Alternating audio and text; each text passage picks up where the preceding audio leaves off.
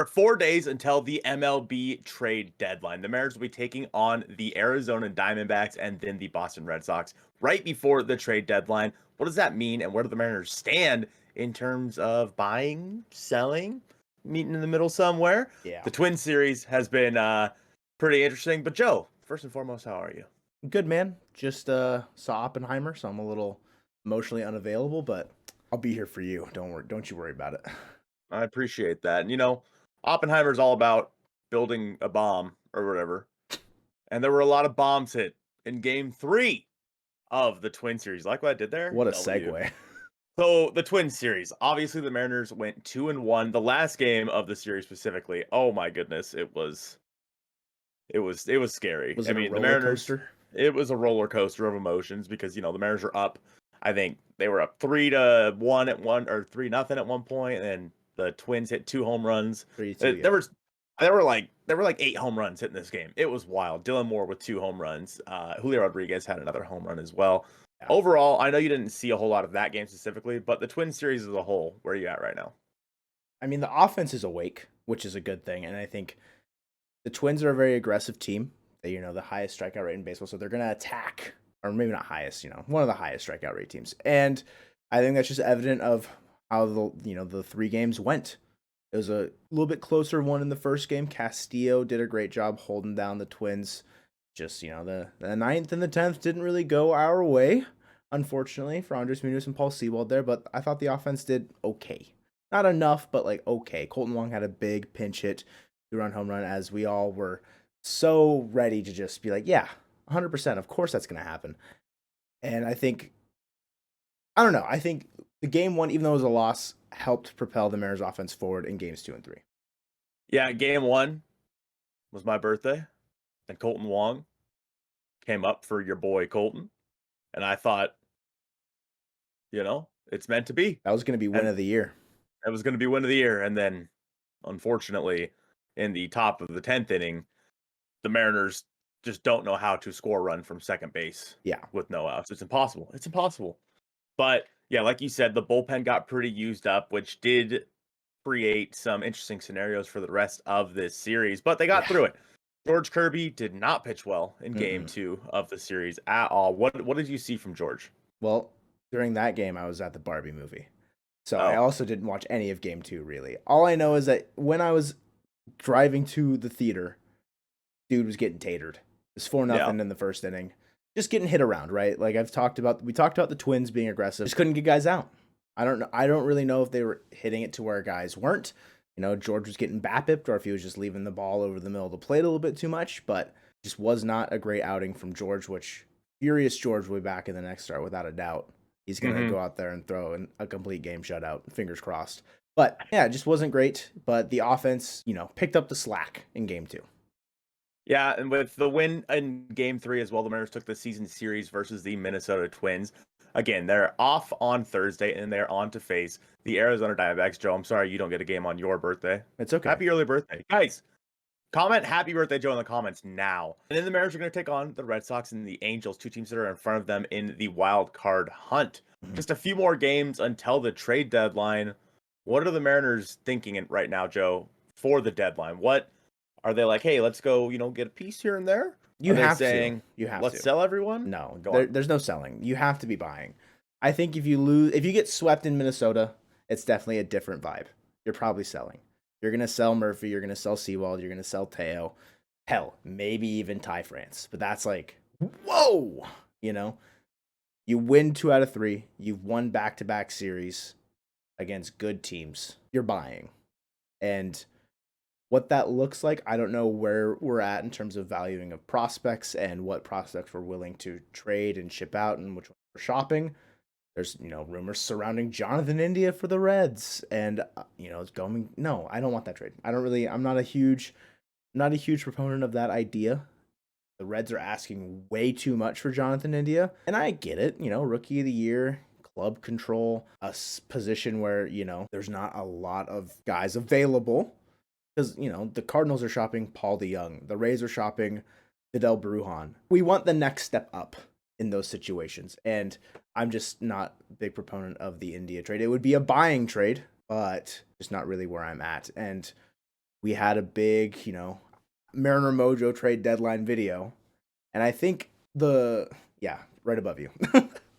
And I felt like we were buying a good amount in that video. I'm not so sure a trade like your Rays one, where we're trading Paul Sewald, Tom Murphy, and Gabe Spire, is entirely possible because of the state of how each of those guys are necessarily playing. Tom Murphy has been the better catcher on our team right now, to be plain and simple, to not sugarcoat anything. Nothing wrong with Cal, but them as a tandem, I don't want to separate it.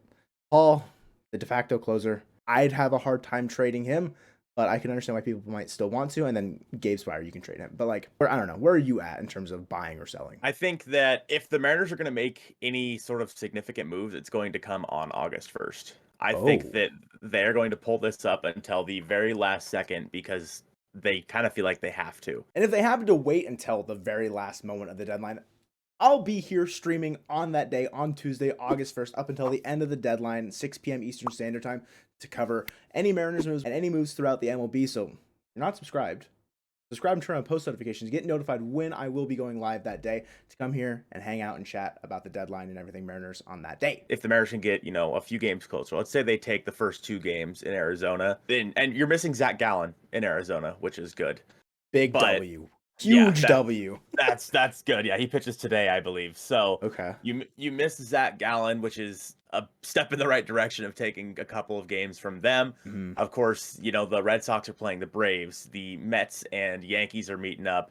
So the teams in front of you have a tough schedule, and I think you have to look. I talk about this in a video that's coming out tomorrow, but you have to look at August and how easy of a schedule August is, and say this team, especially with the way they're playing right now, could easily win 20 games in August. Maybe not easily, but sure, they could win 20 games in August. You want them to put them in a good spot in September to make that final push. And the way you get to that point is by winning 20 games in August, but also on August 1st, acquiring people to then help you with that same exact push. Mm-hmm. Because Colton Wong has been better lately, yes, but he's not the answer. Jose Caballero, is a guy. There's a guy in our comments that keeps telling me that Jose Caballero is the best player on the team. I think your name's Kurt or something like that. You're crazy, man. Crazy Kurt, baby. Insane. That's the Haggerty effect. 100% is. It's the Haggerty effect. And then, of course, Dylan Moore's heated up quite a bit. Yeah. Julio has been really good lately. So you're seeing signs of these guys. Gino's been good. Where if you fill in a few spots on this roster, like preferably left field and second base. I mean, don't get me wrong, Cade Marlowe's been fine. But yeah, again, you don't it's the same thing, not an answer though. You don't have to go out and get rental bats. You should be looking at, and we've talked about this, guys that you can have for the next year or so. Mark Canha, I know everyone for some reason hates Mark Canha.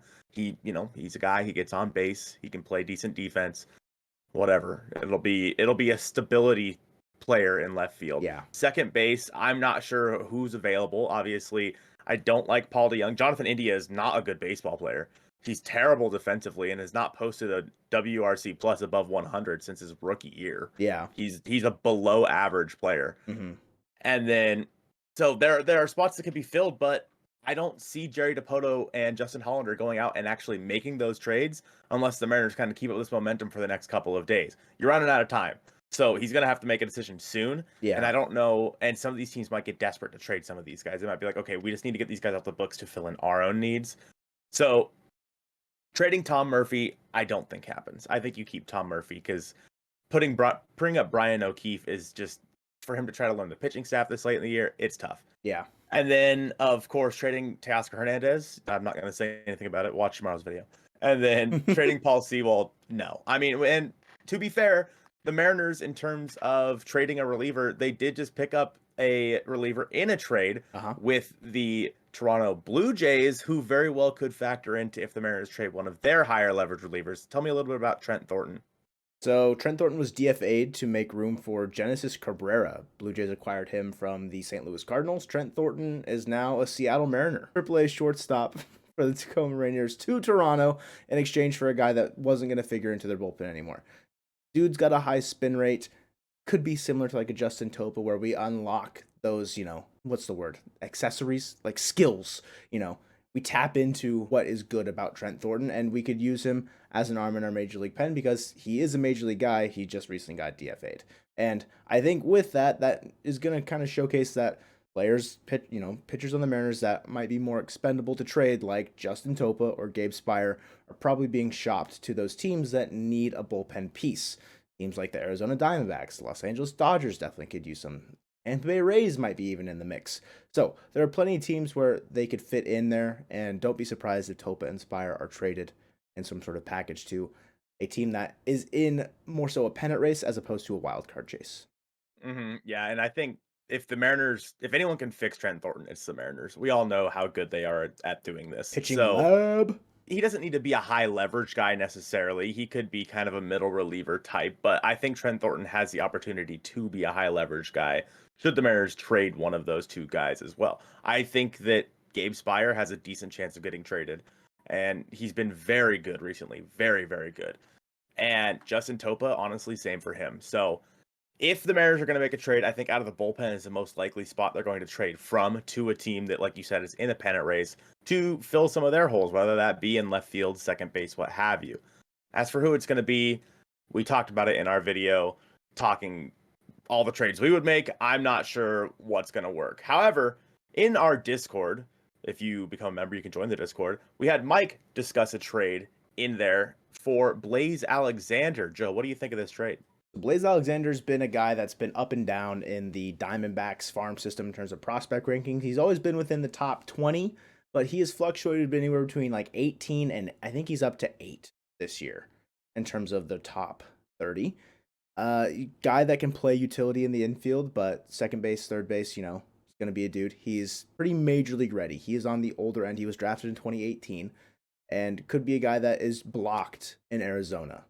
And the original trade was Taylor Dollard and Tyler Guff for Blaze Alexander. And I just don't know, because Dollard's injured, stock's low. I don't know enough about Guff, whether or not the Diamondbacks are going to be accepting of that. I would say realistically, if we're going to make a trade with the Diamondbacks, it is going to be for a major league bullpen piece that we're sending over to them, because that is what they need desperately. Their bullpen is in shambles. Not to say that our bullpen's been much better, in the last couple of days, because, some earned runs have been put onto our guys. But through the track record, the Mariners bullpen has been very, very good. So I wouldn't be surprised if like a Justin Topa and maybe like some very low end infielder goes back to the Diamondbacks for a Blaze Alexander. I could see that working out for both teams, get something out of each other that, we're not really desperate to hold on to necessarily. I mentioned earlier, if we had lost this series to the Twins, I wouldn't be surprised if Paul Sewald was an Arizona Diamondback come to, August 1st. But I'm not really sold on that idea, after the game on Wednesday. But what do you think about acquiring Blaze Alexander? I mean, I like the thought process. He's a guy, like you said, can move around the infield, a guy who is probably major league ready. Yeah.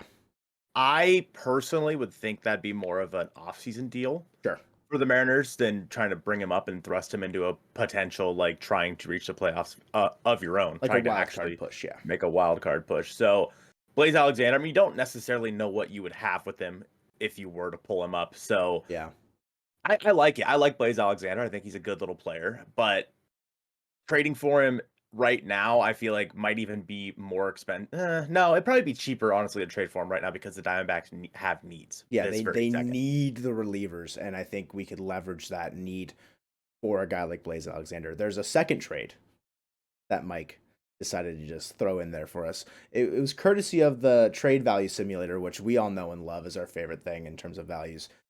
This one, I think it gets hung up immediately, honestly, on both sides. If I'm Arizona and I hear this trade, I'm like, no, click. If I'm Seattle and I hear this trade, I'm like, probably not, click, right? So Seattle would be sending Michael Arroyo, Jose Caballero, Isaiah Campbell, Zach DeLoach, Taylor Dollard, Emerson Hancock. That's a lot of guys. That's 6 names, 2 of which are your top 10 in prospects, right? 4, Blaze Alexander.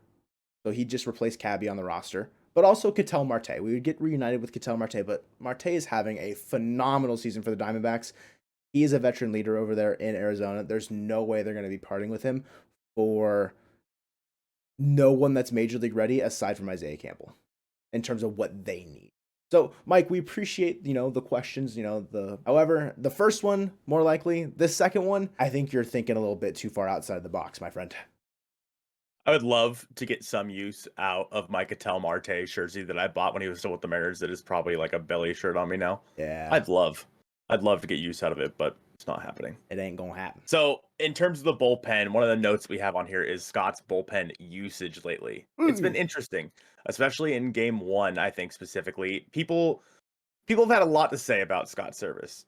And in my opinion, that's baseball. But I agree that, hey, you probably should have brought in Paul Sewald if he was available in that first game instead of bringing in Andres Munoz. Yeah. Of course, he also pinch hit Colton Wong who hit a 2-run home run. So yeah, no, that was the defining moment is like Scott's glory. Pinch hitting Colton Wong, he hits a 2-run home run, everything is saved. Fire Scott Service is no longer trending on Twitter. And then 10 minutes later, Fire Scott Service is then again trending on Twitter. Not that it was, but in the circles. Called X now. Oh. And yeah, I think if I am looking at it from a point of view where I'm not trying to be as skeptical, I think you have to assume the best intention was he wants to save Paul Sewald and not have him go a third day in a row. I think it would have been his third day in a row. So then Munoz comes in, obviously doesn't get the job done.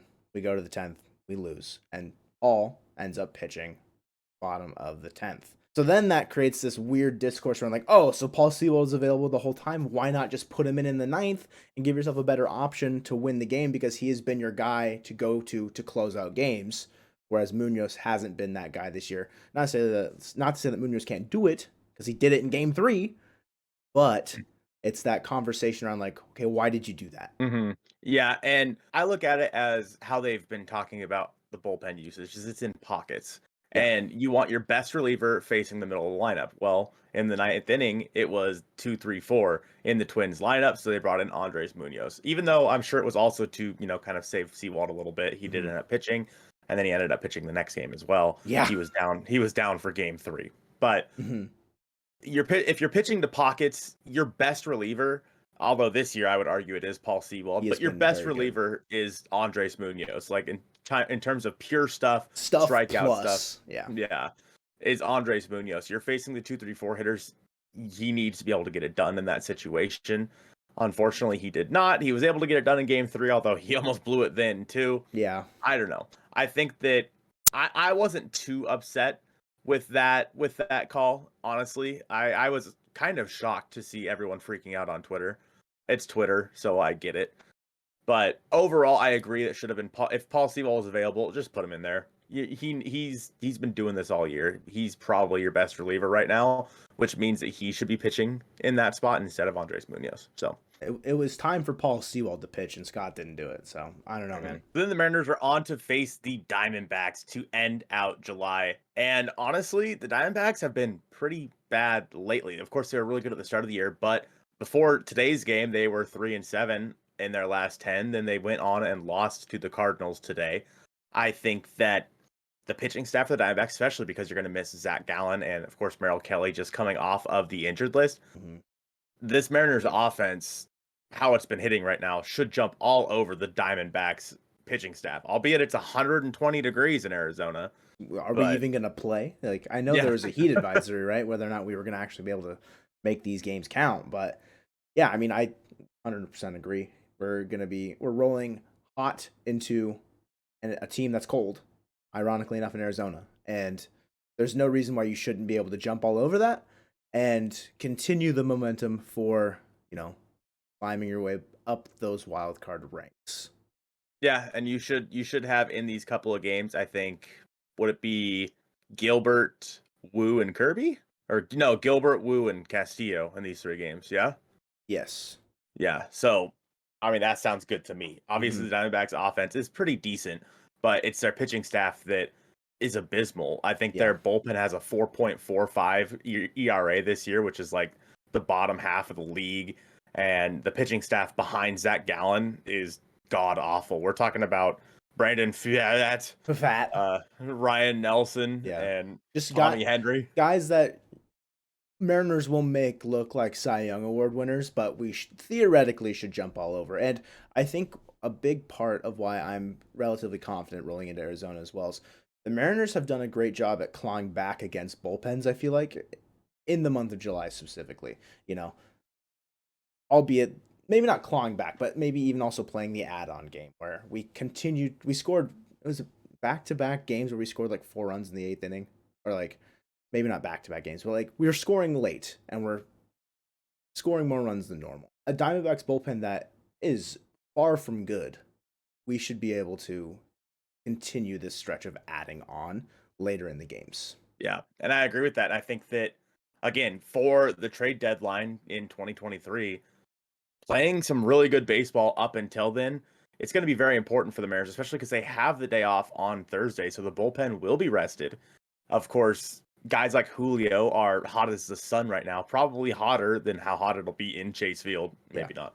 And I think you keep throwing Tom Murphy out there every chance you can. Teoscar Hernandez will need to pick it up a little bit, but Gino has looked really good against the Diamondbacks pitching. I don't know exactly, because I know that Chase Field's covered, so I don't know if the ball flies when it's hot or if it's like too climate controlled in there. But if it flies when it's hot, it's gonna be flying. Yes.